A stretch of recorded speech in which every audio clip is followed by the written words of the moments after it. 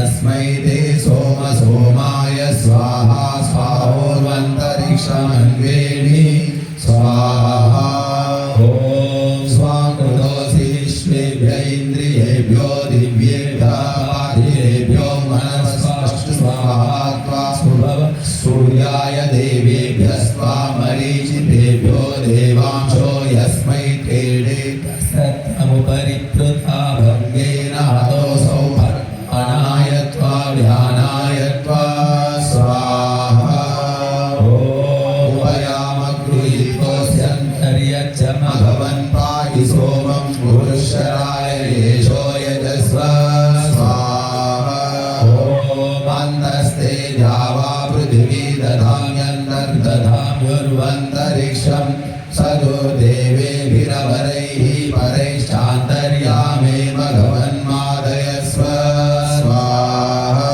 ॐ स्वाकृतोऽसि विश्वेभ्य इन्द्रियेभ्यो दिव्येभ्यः पार्थिवेभ्यो मनस्वाष्टु स्वाहा त्वा सुभव सूर्याय देवेभ्यस्त्वा मरीचिभ्यो उदानाय त्वा स्वाहा ॐ आवायो भूषशुचिपा उपनासहस्रं ते नियुतो विश्ववार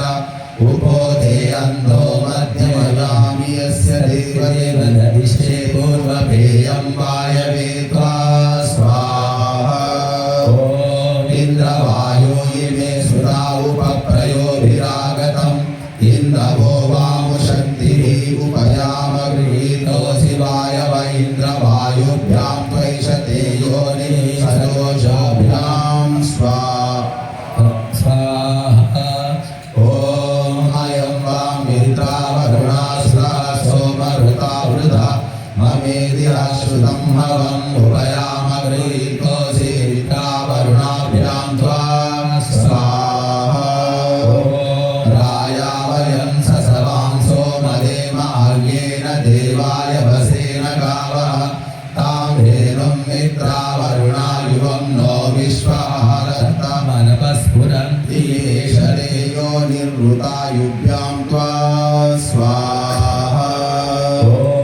यां वां कषा मधुमर्यशिना सुमृतावती तया यया यज्ञं विमिक्ष्यतम्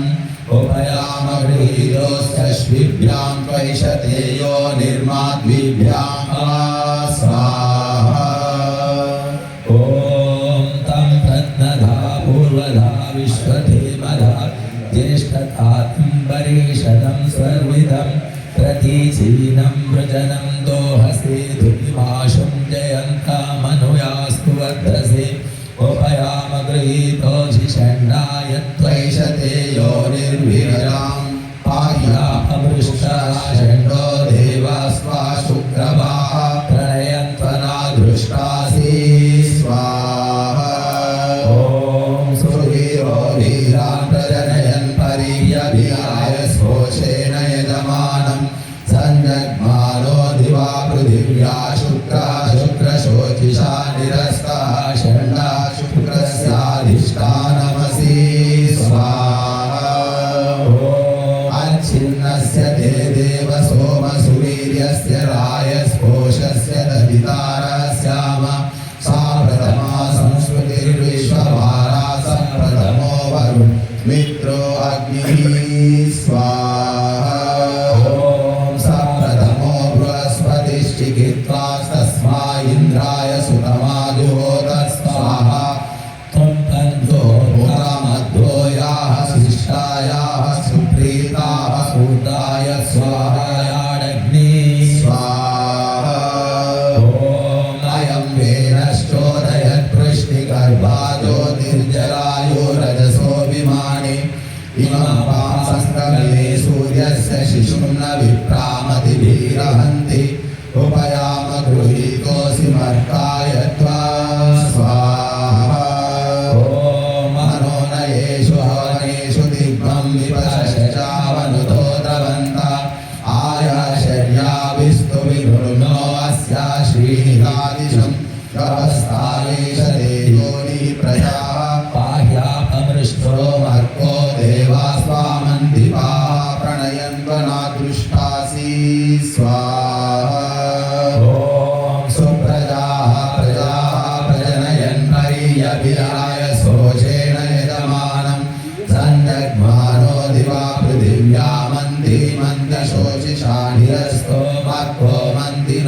प्रतिष्ठानमसि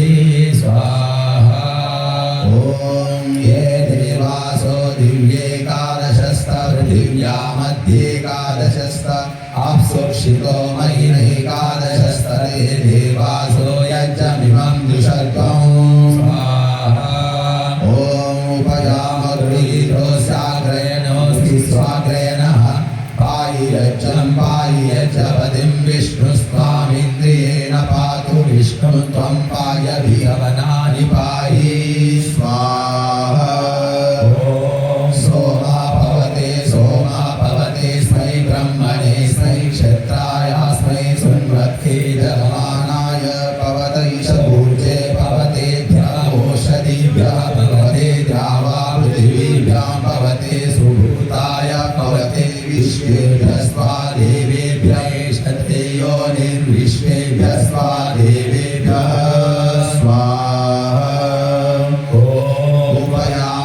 उपयामगृहीतोऽसीन्द्राय त्वा बृहद्वते वयस्वता उक्ताव्यं गृह्णामि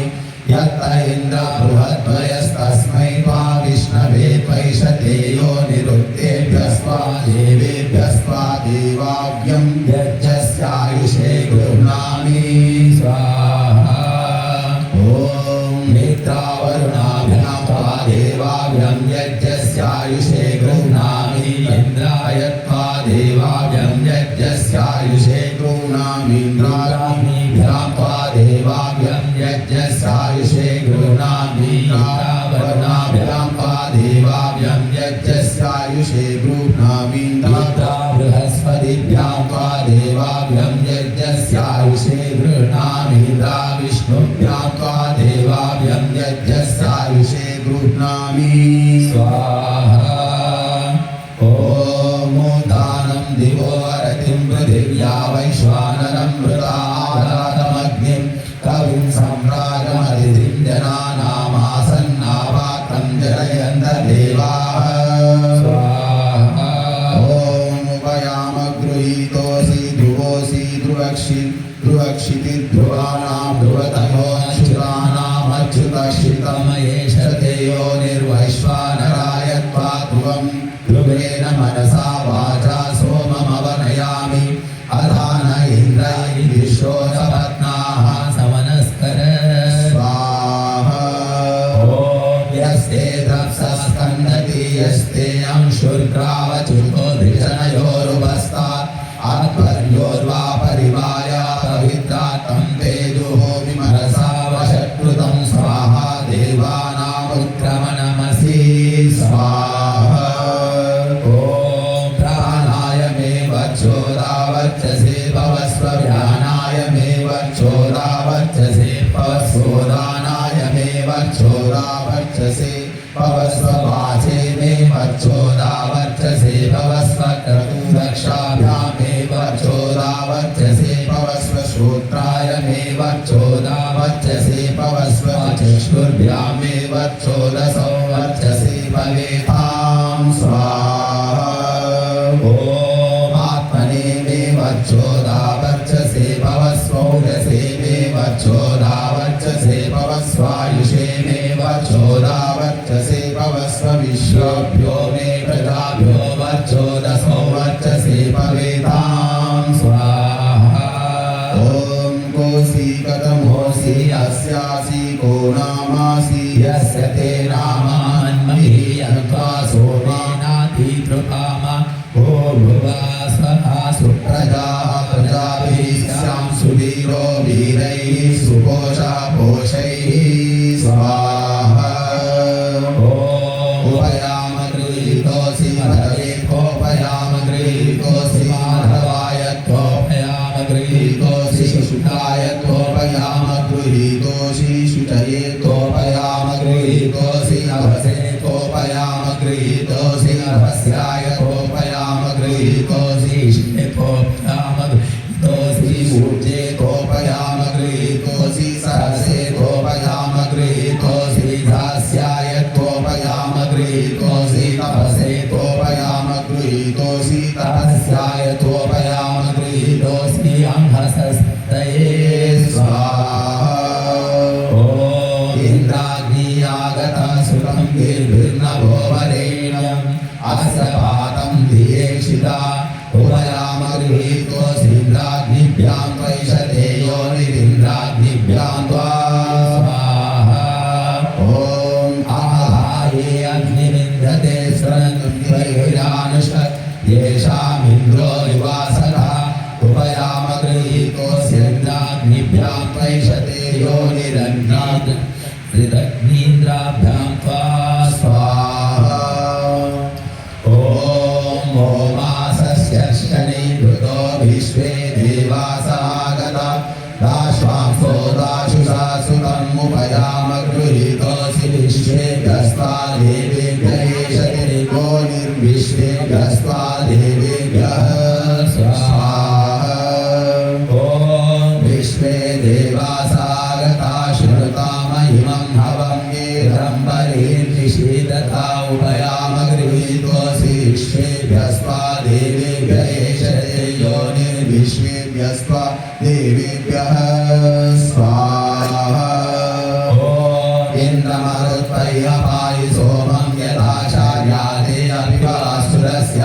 तव प्रणीति तव शूरशर्मन्ना विवासन्ति कवया सुयज्ञाः उभयाम गृहीतोऽसि इन्द्राय त्वामरुत्पतये शते योनिरिन्द्राय त्वामरुत्पते स्वाहा ॐ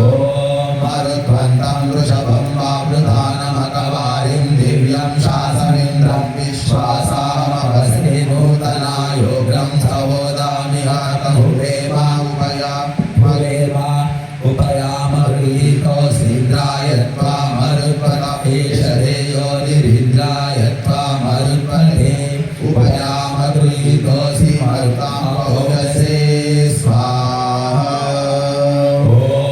सजोषा इन्द्र सगणो मरुद्भिः सोमं पिबपुत्रः शूरविद्वान् जयि शत्रूरपमृतोरुदस्वाधायं कृणे विश्वतो नः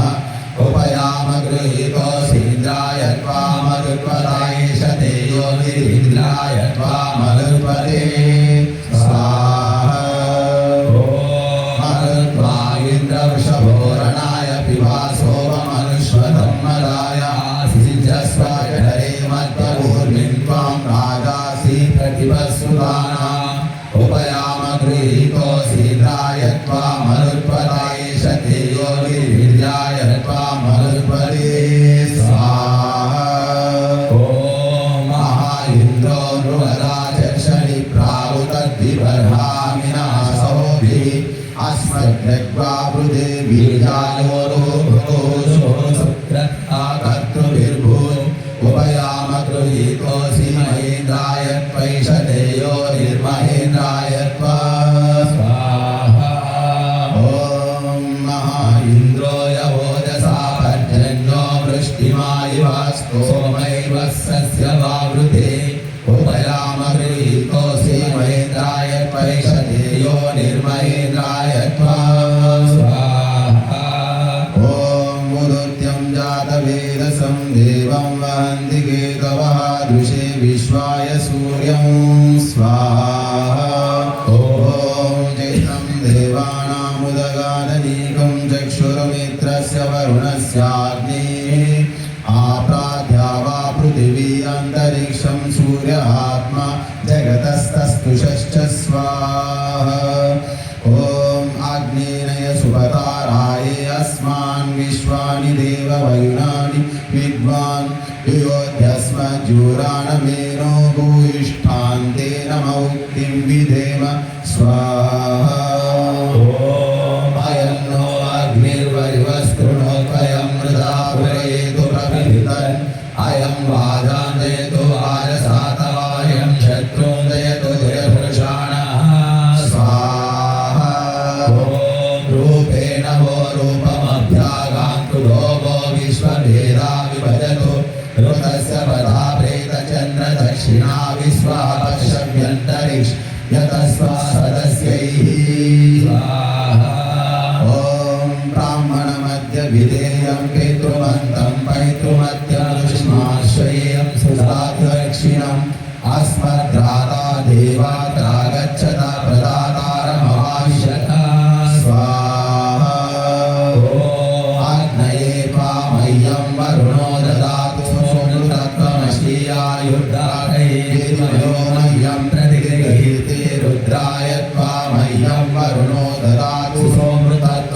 महीय प्राणो रात्रयेति वयो मह्यं प्रतिगृहीते बृहस्पतये त्वामह्यं वरुणो ददातु सोपृथक्त्वमशीयकर्दात्रयेदि वयो मह्यं प्रतिगृहीते यमाय त्वामह्यं वरुणो ददातु सोमृतत्वमशीय हयो दात्रयेति वयो मह्यं प्रतिगृहीते